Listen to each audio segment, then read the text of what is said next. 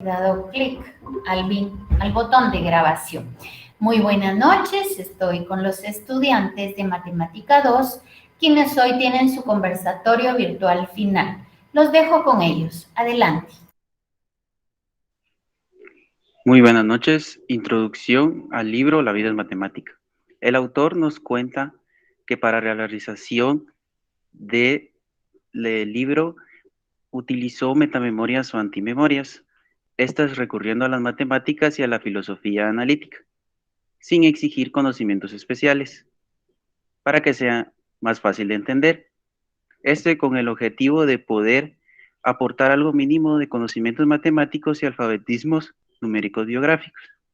Y también habla de la biografía de vida del autor y de pequeños datos biográficos de personas conocidas que fueron base de inspiración para la realización de este libro. John Allen también nos cuenta en la autobiografía que uno de los motivos que lo llevó a escribir este libro fue un exceso de autorreflexión. Gracias. Capítulo 1. Profesor tirano, mates de la infancia. Este capítulo trata sobre un maestro que nos cuenta sobre su vida y cómo desde pequeño nació su fascinación con los números. A él le encantaba contar todo y investigar todo. Habla también sobre que hay personas con deficiencia numérica. Él hacía una prueba rápida para detectarlas, que consistía en que sacaran la media exacta sin el uso de la calculadora y así poder probar que ellos no sabían, ¿verdad? También descubrió que el alcohol mata las células del cerebro y por eso optó por investigar todo acerca de ello. Él lo que hacía para alimentar su cerebro, también para ya estar preparado a la hora de entrar a la universidad, era leer muchos libros bajo un árbol en las horas de descanso que él tenía. Él estuvo mucho tiempo leyendo muchos libros para ya a la hora de entrar a la universidad, él ya tener un poco conocimiento sobre la carrera que se dirigía. Ya estando en la universidad, él lo que hizo fue especializarse a un curso de matemática, donde en ese curso le enseñaron sobre la vida, que prácticamente es matemática, que a la hora de uno comprar alguna cosa, lo único que piensa uno es en cuánto cuesta. Y ahí estamos aplicando matemática. Muchas gracias. Capítulo 2. Sesgos, biografías y por qué todos somos un poco raros y singulares. En este capítulo, John Allen Paulos nos da a conocer las variables que pueden afectar resultados y también la posibilidad que hay de que las personas acierten un 100% en una situación donde no se conoce un contexto. También nos da a conocer sobre su desconfianza en las biografías, ya que él decía algo que una persona jamás puede tener una opinión 100% cierta de una persona. Nosotros podemos caminar en cualquier lugar y observar a las personas y darnos cuenta de que aparentemente todos somos normales. Mas, sin embargo, si llegáramos a conocer a la persona a profundidad, nos daríamos cuenta de que hay aspectos en los que seríamos raros. Por tal razón, todos somos raros en algún momento y singulares. Las matemáticas no siempre se basa en usar una matemática tan lógica, sino que también tenemos una matemática tan práctica, sino que también tenemos que hacer uso de una matemática lógica. Necesitamos saber en qué momento podemos hacer uso de una matemática teórica, por así decirlo, y una matemática lógica, ya que no en todas las actividades de nuestra vida cotidiana nos será funcional una matemática lógica, sino que práctica, sino que también lógica. Gracias. Capítulo 3, ambición frente al nihilismo. Este capítulo comienza hablándonos sobre las biografías. Nos habla sobre la niñez de nuestro autor y cómo él desde pequeño se dio cuenta que no pensaba de la misma forma en que pensaban los demás. Él denominó sus pensamientos como nihilistas. El nihilismo es una corriente filosófica que niega la existencia de un todo, como que nada es perfecto. Entonces él dice que todo en realidad son alucinaciones alucinadas por alucinantes, simplemente por ser ideas de humanos. Una parte que me gustó del libro es en la que él dice que debemos de disfrutar de los momentos que tenemos ahora, porque estos nos hacen más felices y nos hacen mejores personas. Somos como un conjunto de personalidades que van evolucionando conforme el tiempo y que van a tener un peso en nuestro futuro, y de esto determinará si somos buenos en lo que hacemos o qué hay que mejorar para tener una mejor personalidad. Muchas gracias. Capítulo 4. Es formas cambiantes de la vida. Mi tema es biografías y el francotirador de Texas. La lectura trata sobre cómo los biógrafos pueden ser propensos a reproducir la falacia. En esta lectura relatan dos historias en las que los biógrafos emplearon la falacia. En la primera exageraron al decir que él era el mejor francotirador. En la segunda historia levantaron falsos sobre la muerte de Alan Turing al decir que él se había suicidado cuando no fue así, porque él murió accidentalmente envenenado. En términos más generales, es posible que los biógrafos insistan con vehemencias en una imagen sesgada de una persona que no está respaldada de muchos hechos. Muchas gracias.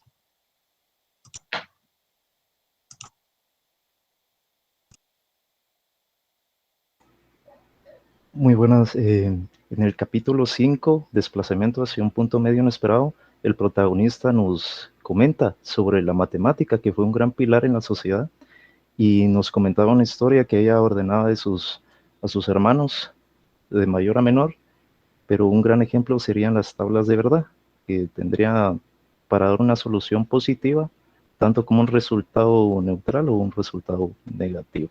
Muchas gracias. Capítulo 7. El idilio entre los transhumanos y cishumanos. En este capítulo nos habla repentinamente de las matemáticas domésticas, ¿verdad? Que siempre van a estar en toda nuestra parte de nuestra vida. Es decir, que siempre en cualquier otra parte o en el trabajo siempre va a existir lo que es la matemática. Muchas gracias. Capítulo 8. Las probabilidades son las que son.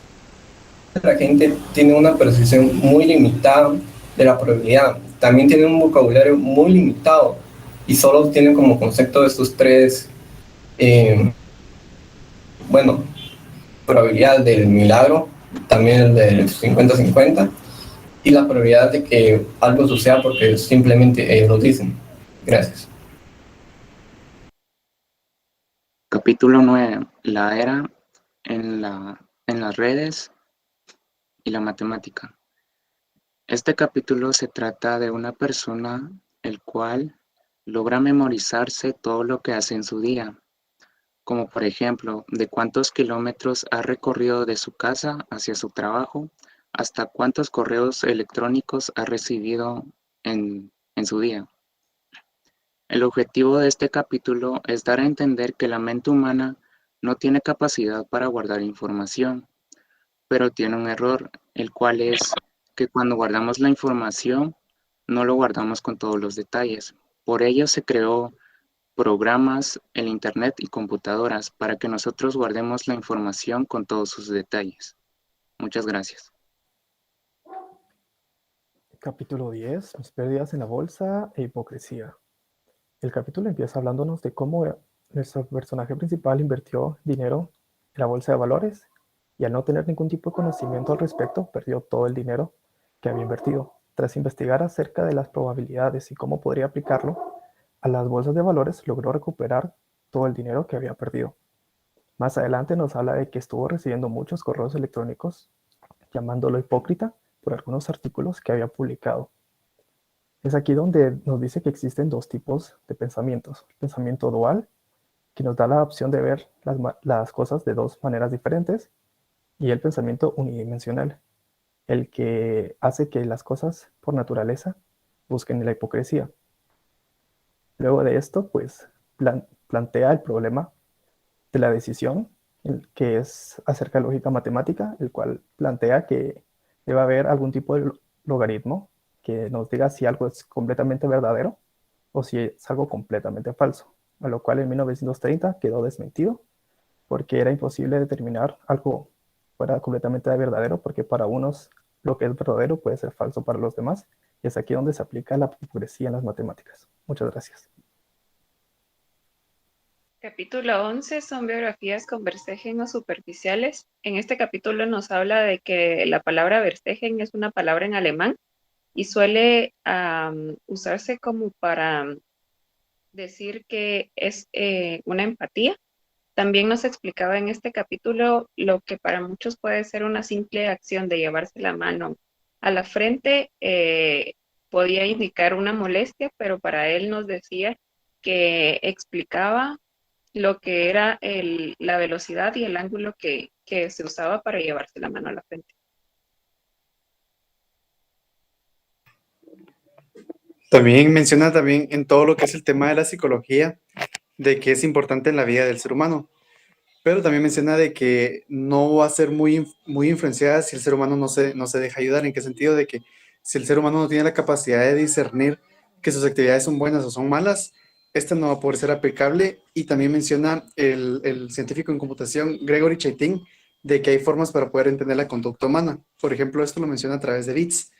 ¿Qué quiere decir esto? De que al igual que en las computadoras, que cuando a veces se programa con 011 y se da control, esto es repetitivo. Y de igual manera es con todo lo que es las actividades del ser humano. Por ejemplo, así como hay programaciones más sencillas, hay programaciones también que son un poco más complejas. Es por eso de que este científico en computación dice de que hay que llevar la vida como que fueran patatas y música y tratar de entender las actividades o las características de cada persona.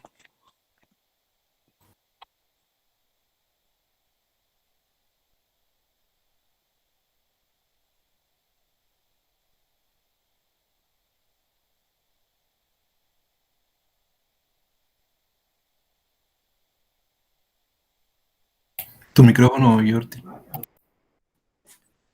Lea, Daniel, mis nietos y yo. Acá él nos habla sobre la historia de sus nietos, que él los consideraba como hijos. Él nos contaba de que él le decía a sus nietos a decir sobre la derivada de la x al cuadrado y también sobre la derivada de la e elevado a la x. También nos cuenta sobre los logros que tuvieron sus dos nietos. También habla sobre la ley de Gombers, sobre la mortalidad humana y la esperanza de vida, que él lo relaciona con policías y ladrones. Es muy interesante esta expectativa, porque él anuncia de que al momento que un ladrón y un policía están en persecución, lo relaciona con nuestras defensas. Muchísimas gracias.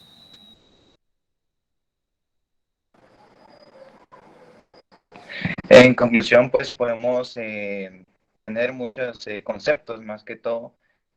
Somos diferentes personas con diferentes conceptos en cada capítulo. Considero que este es un libro muy bueno y muy coherente. Creo que deberíamos de tener un poco más de tiempo y enfocarnos mucho más en libros como estos, ya pues nos deja mucho en qué pensar. Tenemos los pensamientos a veces muy cortos y es por no tener diferentes cosas y no entablarnos en una lectura más contexta como este libro. Este libro te redacta más que todo de las matemáticas, de cómo puedes entablar y cómo puedes desarrollar un poco más la práctica de las matemáticas. Muchos hablan sobre los pensamientos, en muchos capítulos hablan sobre la coherencia y la relación del cerebro con matemática, y pues tiene mucho que ver el cerebro con la matemática y todo va en lado, ¿verdad? Considero que la matemática está en todo, más que todo en lo que hacemos día con día, y pues esto sería todo. Muy bien, es así como damos por concluido el conversatorio del libro La vida es matemática de John Allen Paulos. Muy buenas noches.